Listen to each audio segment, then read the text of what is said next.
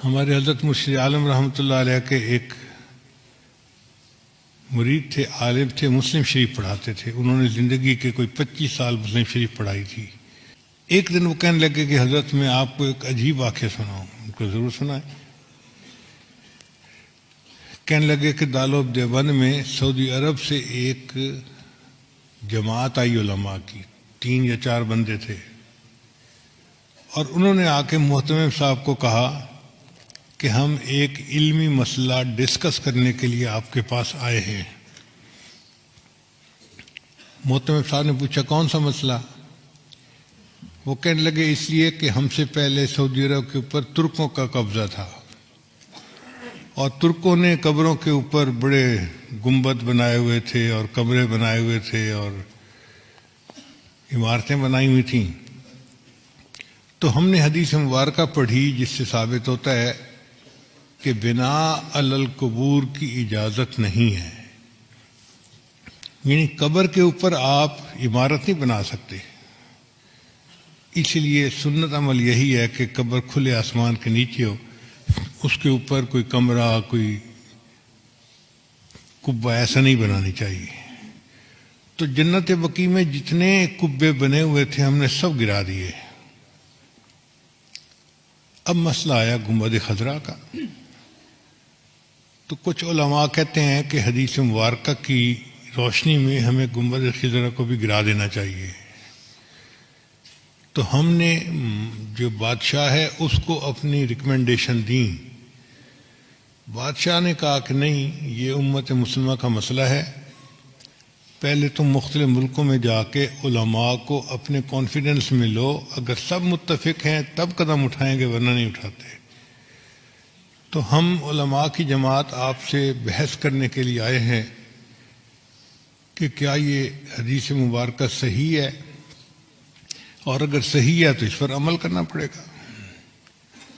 محتمم صاحب نے کہا کہ جی مجھے آپ 3 دن کا وقت دیں، میں سب علماء کو اطلاع دوں تاکہ وہ یہاں آ جائیں، اور پھر ہم اس بارے میں اپنا موقف آپ کے سامنے ظاہر کریں.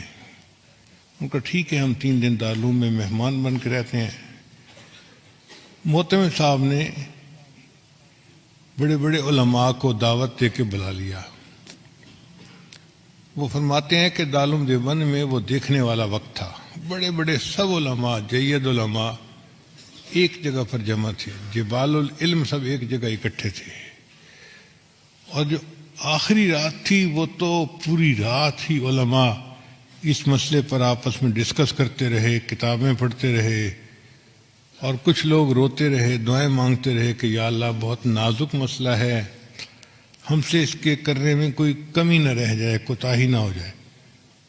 اگلا دن ہوا، عصر کی نماز کے بعد مجمع بیٹھا تھا، تو محتمم صاحب نے ان علماء کو کہا کہ جی آپ سب علماء کے سامنے اپنا موقف پیش کریں، پھر جواب ہم دیں گے. تو ان کے جو امیر تھے وہ کھڑے ہوئے اور انہوں نے بیان کیا کہ بخاری شریف کی یہ حدیث ہے، اور اس سے ثابت ہوتا ہے کہ بنا علی القبور کی اجازت نہیں ہے. تو ہم نے جنت بقیع کے اندر تو قبروں پر جتنی عمارتیں تھیں سب گرا دیں. اب مسئلہ ہے گنبد خضرا کا. تو ہم آپ لوگوں سے یہ پوچھنے آئے ہیں کہ بتائیں کیا اس حدیث کے اوپر آپ کو کوئی اعتراض ہے، کوئی جرح ہے کسی راوی کے اوپر، یا کوئی کمی کسی طرح کی بھی ہو، کوئی شغم ہو تو بتائیں. تو جب انہوں نے پوچھا تو تھوڑی دیر کے لیے سارا مجمع خاموش. کہیں کہیں سسکیوں کی آواز آتی. علماء کی آنکھوں سے آنسو جاری تھے اور وہ رو رہے تھے کہ اللہ ہم سے جواب دینے میں کوئی کوتاہی نہ ہو جائے، اور کوئی جرات نہیں کر رہا تھا اس کے جواب دینے کی. اتنے میں حضرت اقدس تھانوی رحمۃ اللہ علیہ کھڑے ہوئے، اور حضرت نے فرمایا کھڑے ہو کر الحمدللہ اللہ نے اس مسئلے میں مجھے شرح صدر عطا فرما دی ہے. تو اس نے پوچھا کہ شرح صدر سے کیا مراد ہے؟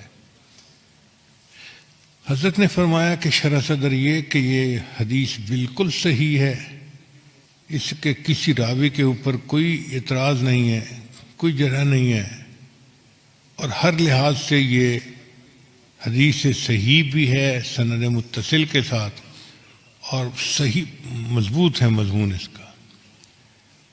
تو جو ان کے امیر تھے وہ کہنے لگے کہ اس کا مطلب یہ ہوا کہ اگر یہ حدیث صحیح ہے تو پھر تو نص ہو گئی، اس کے اوپر عمل کرنا ہمارے لیے ضروری ہو گیا، تو کیا ہم گنبد خضرا گرا سکتے ہیں؟ تو حضرت تھانوی رحمۃ اللہ نے جواب دیا، یہی تو شرح صدر ہے جو اللہ نے مجھے عطا فرما دیا، حدیث بھی صحیح ہے لیکن آپ گنبد خضرا کو گرا نہیں سکتے۔ اس نے کہا آپ کیسی باتیں کر رہے ہیں؟ جب حدیث صحیح ہے تو پھر اس گنبد خضرا کو گرانے میں رکاوٹ کیا ہے؟ حضرت نے فرمایا اس کی وجہ یہ کہ حدیث پاک کے مطابق بنا علی القبور کی اجازت نہیں ہے، کہ قبر کے اوپر کوئی عمارت، کوئی کمرہ، کوئی جبہ کبہ بنانے کی اجازت نہیں ہے۔ گنبد خضرا کا معاملہ الگ ہے، یہاں عمارت پہلے تھی، یہ حجرہ عائشہ تھا، اور نبی اسلام کی قبر مبارک بعد میں اس کے اندر بنائی گئی، لہذا اب اس عمارت کو کوئی بندہ گرا نہیں سکتا۔ ایسا جواب تھا کہ وہ لوگ مطمئن ہو گئے۔ گنبد خضرا آج بھی ہے اور اکابر علماء دیوبند کی عشق نبی کی دلیل دے رہا ہے۔ اللہ علم کی گہرائی عطا فرما دیتے ہیں تو بندہ پھر علم کی تہ تک پہنچ جاتا ہے۔